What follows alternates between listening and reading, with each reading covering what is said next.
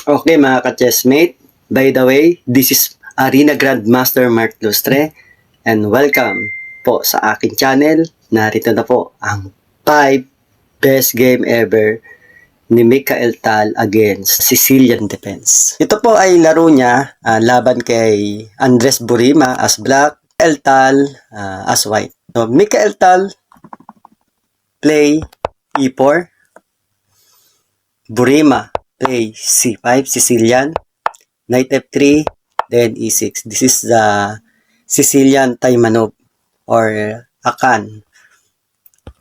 d4, c takes d4, knight takes d4, knight c6, knight c3, queen c7, bishop e3, a6, then bishop d6, knight f6, kingside castle, bishop d6, then king h1, prophylactic, then h5. Dito po, nakatutok yung bishop doon sa h2, pero hindi po yan pwedeng capturein. Paki-imagine po, pag kinapture po yan, may g3. At pagpalagay na po natin capturein dahil kulong na yan, pagtira po ng queen takes g3, may queen f3, at kulang po ang puwersa ng black para manalo. Ito po ay one piece at malabo po ito na may panalo ng black. So nakita ni Burima yung sequence na yan, kaya tumira siya ng pawn to h5. Then tuloy po natin h4. Pagkakataon po, pag nag-h4, pagkakataon ng black na makatira sa g4. Then queen f3 by Michael Tal, knight takes e3, queen takes e3, then queen b6, samantalahin habang nakapin ang knight para hindi makalundag basta-basta. Then knight c2 e2, depensa sa kabayo, e5 para mapaalis yung knight at tuluyan nang maikwintukin nang sa ganon ay mawala yung lakas ng atake dito sa king side. So hindi pumayag si Michael Tal, nag queen g3, atake doon sa g7, pero ang nakalimutan niya ay nakahang yung kabayo at ito po ay libre. So, sa pag-a-analyze po ng isang grandmaster, kahit sino po siguro ay mahuhulog dito sa kanyang patibong. So, dito kinapture lang po yung libreng knight, then queen takes g7, rook f8, then e5. Best move po yan ng computer chess engine. Bishop e7, f5. Best move again ng Stockfish 17. f6. Knight f4. Saan? Atake doon. Para atake dito, atake din sa rook. So double ang kanyang atake, sunod-sunod na yung combo. At dito, pagtira ni Andres Burima ng rook f7 at dito po ay tumira si Michael Tal na malapasel. Dito po ay tumpak po sa computer ng Stockfish 17 ngayon 2025. Pero nangyari po ito ng 1960. Sige po, paki-guess po at after a count of 5 ay tutuloy ko na po ulit.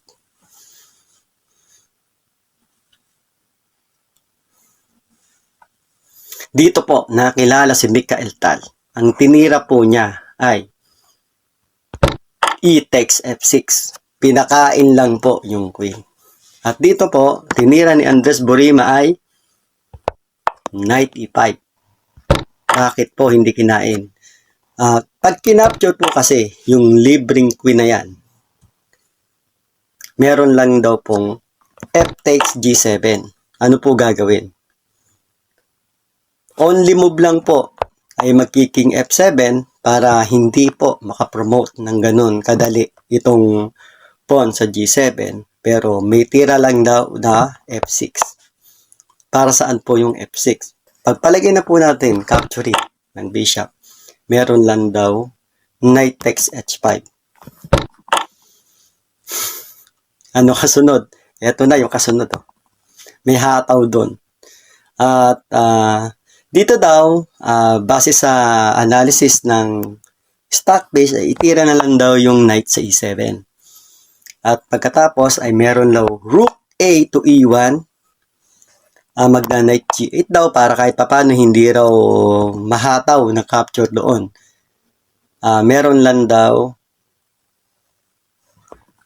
bishop h7. After knight h6, ito ay engine move na, no?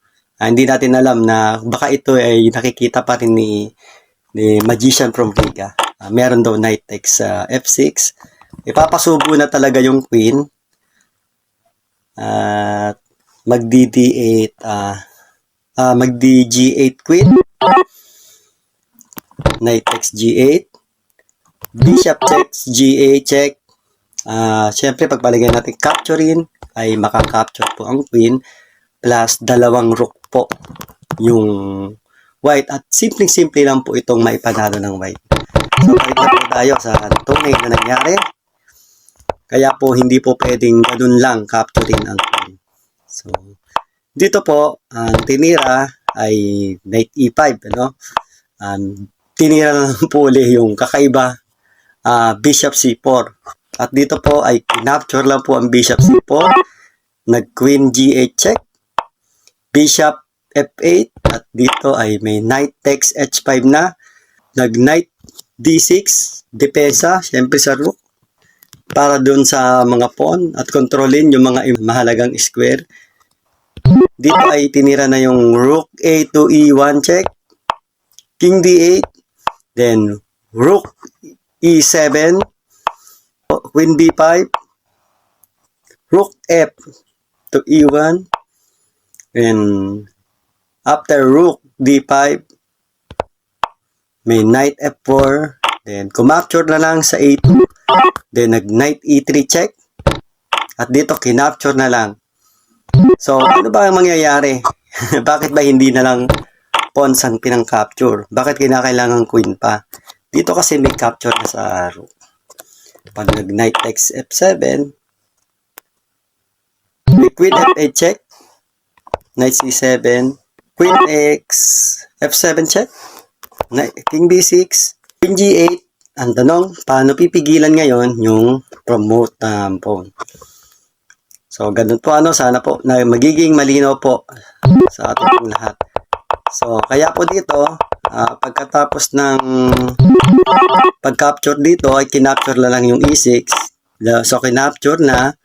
At pagka-capture na Burima sa f6, nag-rook f7. At dito po ay nag-resign na si Burima. So, ito po ang game number 1. At ito naman po ang game number 2. Game number 2, ito po ay sa laban ni Michael Tal pa rin versus Spirit Up. Dito po, tumira po si Michael Tal uli ng favorite niyang opening, e4, c5, knight f3, and d6. d4, c takes d4, knight takes d4, knight f6, knight c3, g6. Ito po ang tinatawag na Sicilian Defense Dragon Variation. Tal play bishop e3, bishop g7, f3, knight c6, queen d2, bishop d7, then queenside castle, queen a5. Sa panahon na yan, queen a5. Pero yung panahon ngayon ay castle kingside na ang effective para po sa depensa na yan. So dito, balik po tayo sa tunay na nangyari. Queen a5, syempre, king b1. Para sa mawala yung potential na capture dito once na umalis yung knight sa c3. So dito, nag-rook c8, g4, h3, h4. Ito po yung malakas na opening ni Michael Tal against the Sicilian. Ito pong nakikita nyo tong formation na to. Yan po yung tinatawag na Yugoslav attack. Yung may f3, may e4, tapos sinasabayan po yan ng g4, h4, baga naka-bishop ito na or c4. Pagka nailagay na yung rook sa d sa g1, ay malakas po talaga ito na pang-atake. against the Sicilian. At ito po ay papag-aralan nyo po kung susundan nyo lang po yung pattern ni Mikael Tal. So dito balik po tayo sa tunay na nangyari pag tira niya ng H4, ininda agad, tumira siya ng H6, pag H4, nag-A6, siya bobomba rin kasi siya, sasabay siya. Then Bishop E2 na, ito na yung sinasabi ko, pag Knight E5, G5, at dito po ay kinapture po yung G5 na yan, G5, kumapture sa rook, pero hindi pa rin binawi yung rook. Dito po, sagot po ulit yung mala engine po na binitawan ni Mikael Tal sa sandaling ito. At pagtira po nun, kaya na po natin sabihin na talo na yung black. So, bibigyan ko po kayo ng 5 seconds at pagkatapos po nun, itutuloy ko na.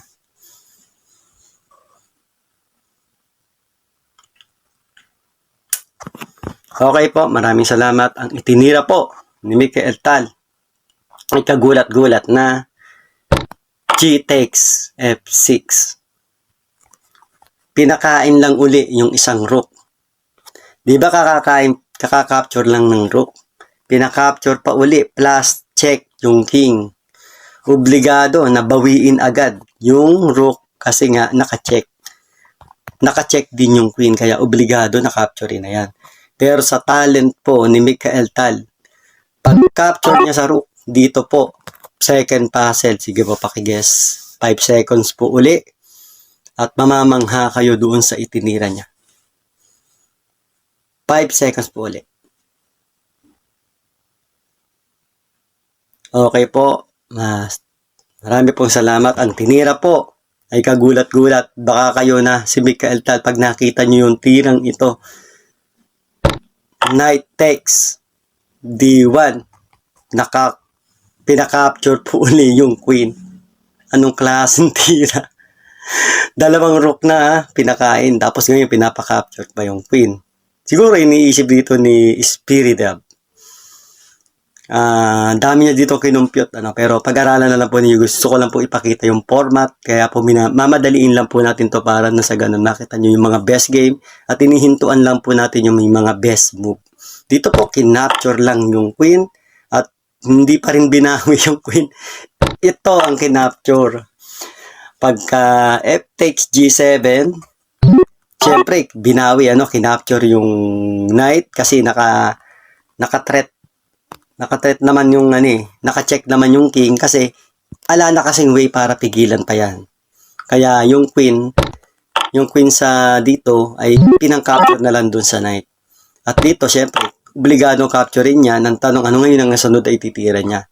Dito po sa maniwala kahit sa hindi ay nag-resign na yung black. Bakit po? So, pagpalagay na nga natin na dito na lang kasi siya titira dito o dito.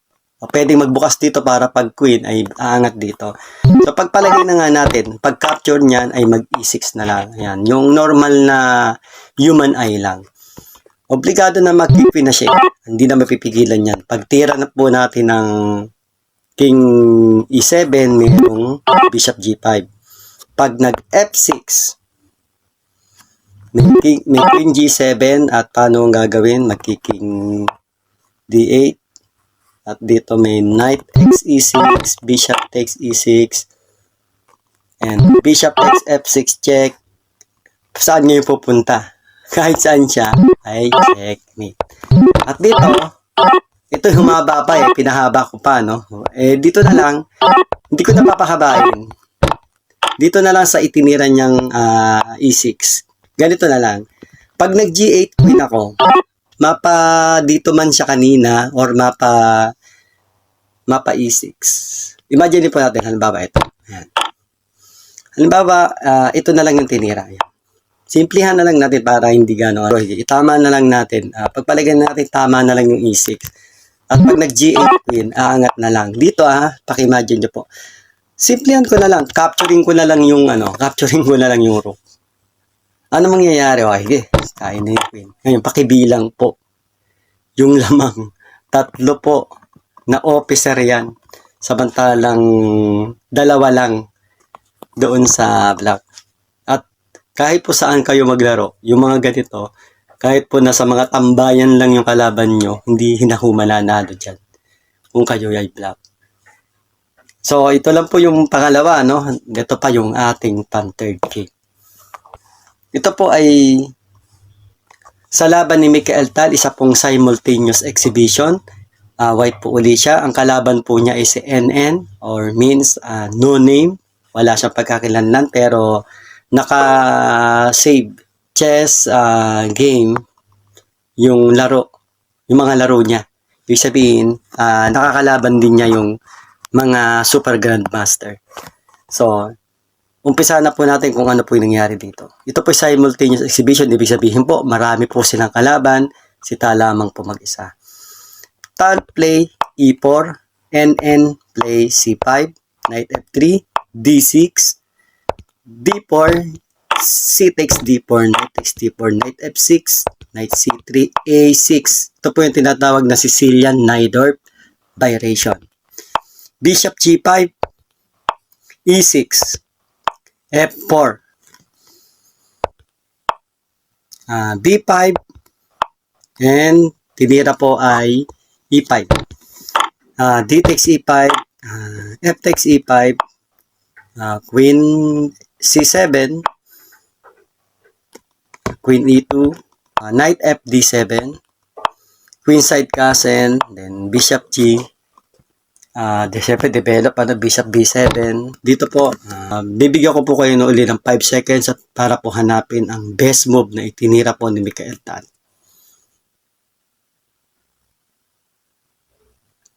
Okay po, maraming salamat. Ang tinira po ni Mikael Tal ay Knight takes E6. Excellent move. Ngayon, ano po mangyayari dyan?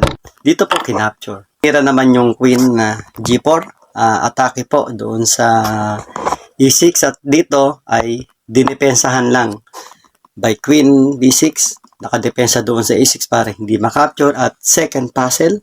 Ano po yung itinira ni Mikael Tal at napwersa po na kumapture ang black.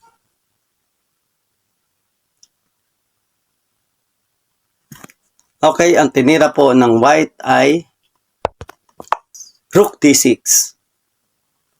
Excellent move po ulit. Dito po, naobliga na kasi pag iwas ng queen, kakapture na yan eh. Dito po, kinapture na lang ng bishop. At hindi binawi ang bishop, ang kinapture ay yung E6 para may check. Hindi siya pwedeng tumakbo sa D8 kasi may bishop. Kaya ang takbo lang niya ay only move sa F8. At dito po, another puzzle, pag nilalabat to. Third puzzle, ano po dito yung itinira ni Mikael Tal na sa ayaw sa gusto, malapit na sumuko ang itim. 5 seconds po uli, pakiguess. At itutuloy ko na po pagkatapos.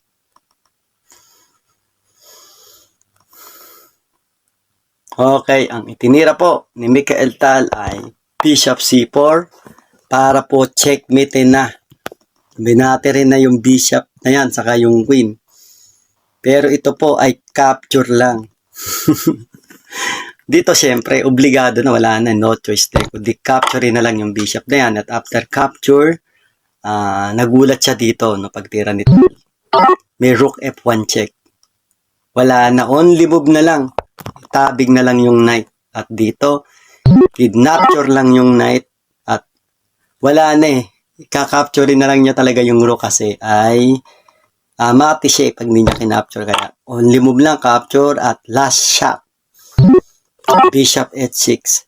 Checkmate po, mga ka-chessmate. Okay, ito po yung pangatlo. Ngayon, pumunta na po tayo sa game number 4 ng ating pong sinusubaybayan.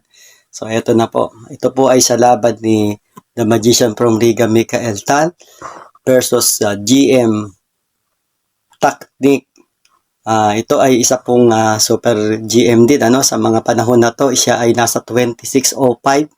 Ganun na po kataas ang kanyang rating. At si Mikael Tal naman po ay may rating na 2770 or 73 pakataas. Parang panahon ngayon nila Magnus Carlsen, ganun po siya kahusay. So tignan na po natin kung ano nangyari.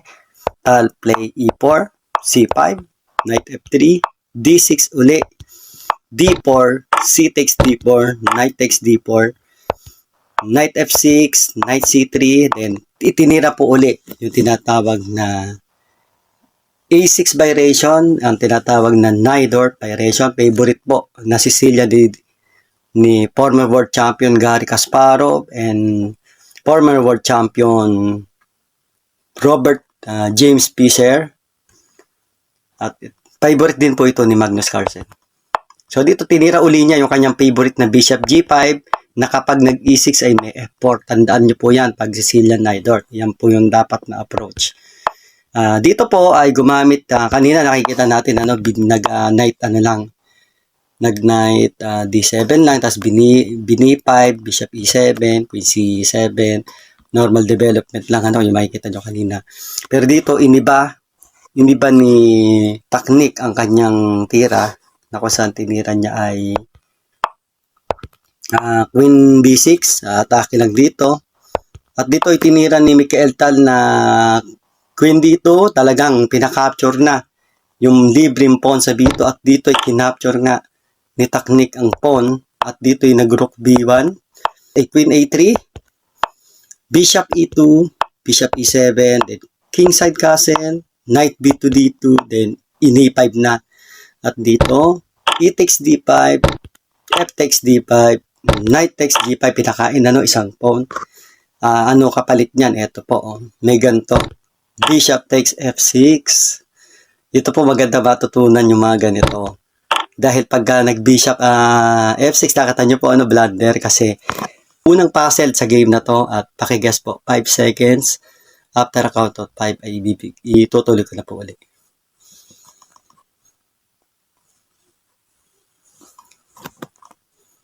Okay, maraming pong salamat. Tinira ay boom! Rook takes F6, G takes F6, may knight E4, yun, may atake doon. Queen E7, dinagdagan pa uli yung atake by Queen F4, doon pa rin nakaturo. Ngayon, ang tinira ay King D8. So maganda po i-analyze ito. Dito sabi sa kanilang laban ay maubos-ubos yung oras bago niya nakita yung King D8.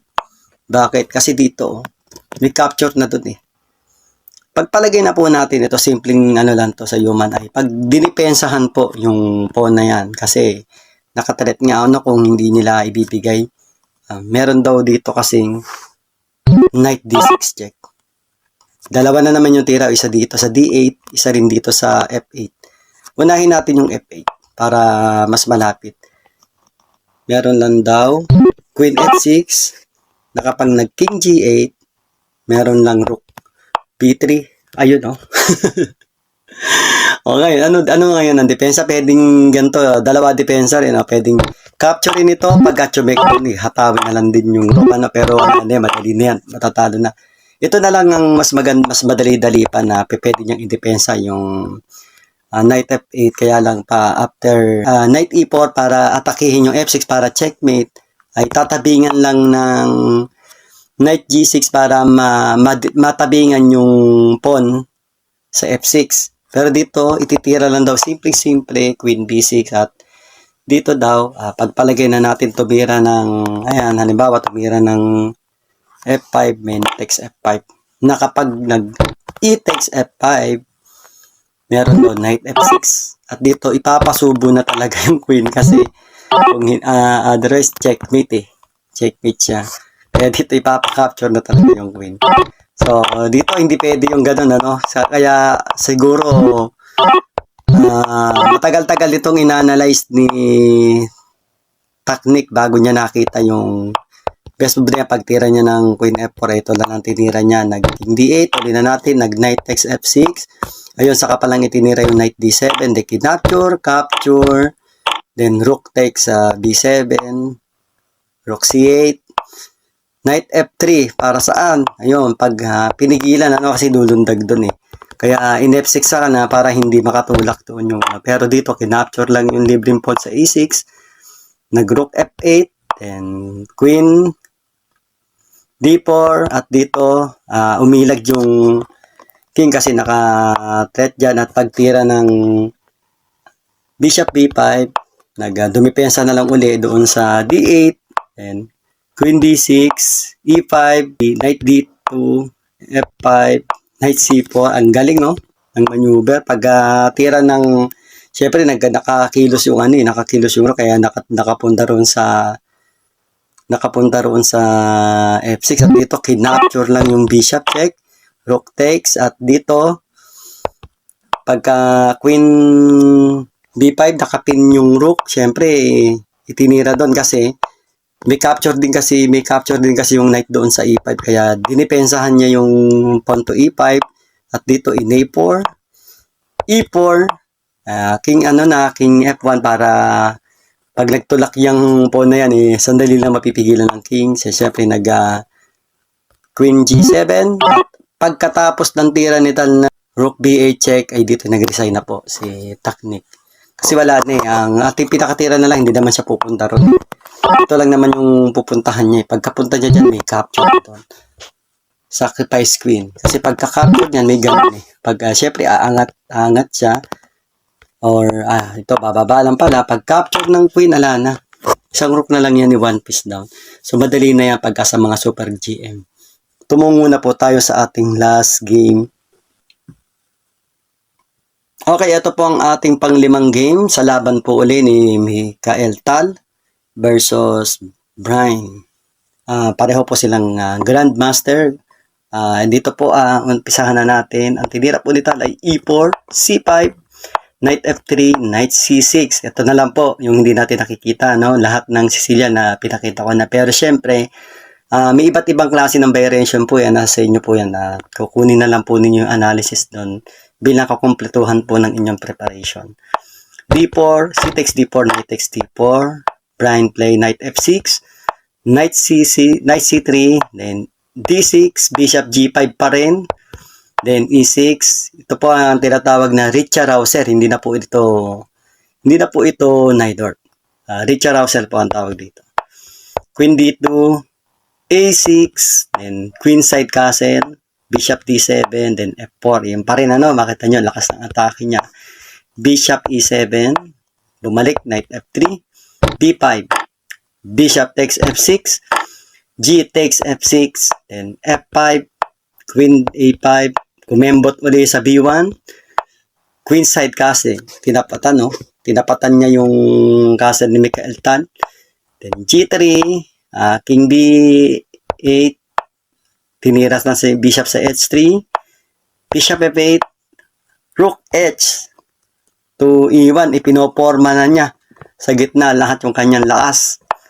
H5, Queen E3, Bishop D7, then Knight E2, pag Knight E5, Knight F4, then Knight G4, Queen E2, Rook D to G8, then Knight D4 at dito nag-Queen B6. Pero parang tingnan natin halimbawa tinira yung E5. Meron daw Knight B3. Pagpalagay natin ngayon siya mag Queen B6, may Knight D5. Ibig sabihin bumagsak yung D5 pagkatira niya nung E5. So sinasadya ni Mikael Tal na patirahin siya niyan. Pero dito, ang tinira niya ay Queen B6. Siyempre, inangat yung rook sa dito. Then, ngayon parang itinira yung E5 kasi naiilag na niya yung queen. Wala na kantirang Knight B3 kasi nakailag na yung queen. Pero dito, may Knight D5 na immediately. Ayun pa rin sa queen. Then, pag Queen D8. Then, saka palang nag-Knight B3. Then, Bishop C6. Sinipor na para may depensa ron, may atake pa doon sa pawn para mawasak din kasi may queen naman dyan. Queen D7, then Knight A5, Bishop D5, Knight takes C6 check, Queen takes C6, then Rook C1, naka-scan lang doon sa queen. Then king b7, kinapture ang b5, queen takes b5, tinabing yung rook. Nag-rook d3, ayun, masama bala ko, maki-queenless dito. Inilag niya yung king, syempre, kumapture na ng knight. Pag s takes g4, queen e3 check, bumaba yung king, at dito, saka palang itinira yung rook b3, at tingnan niyo yung position ng king. Nako, delikado na siya. Dito ay tinira ay queen d7, after queen d3. Nako, ano kayang gagawin depensa para dyan? Dito, umangat lang ang king para madepensahan. Pag check, king a rook b6, hindi pwedeng capturein eh. Make check, tapos na yun, naka-threat yung queen, yung king at queen. Pero dito nag-resign na. Kasi bakit? Tingnan nyo, pag umangat kasi dyan, may gano'n, no? Check. Di pag papayag natin, bumaba, di capture na yung queen, wala na. At dito, ano pa bang pwedeng depensa? Bukod diyan sa pag-king na move, wala na yun. Wala na. Kaya pagpalagay natin, halimbawa, itira na lang dyan. Ano ba mangyayari dyan? Pag itinira dyan daw, queen. Doon sa... At pagka umangat ulit, may ganon. Pwede na nga ito. Yun na lang. Para threat din yung ano. So, ito lamang po ang aking 5 games na best game po ni Michael Tal. At sana po ay natuto po kayo doon sa aking inanalyze. At kung meron lamang po kayong mga request at i-message nyo lang po dito. At gagawan po natin ng paliwanag yung mga gusto nyo pong ipa-analyze. Lalo-lalo na sa mga laro po ni Michael Tal.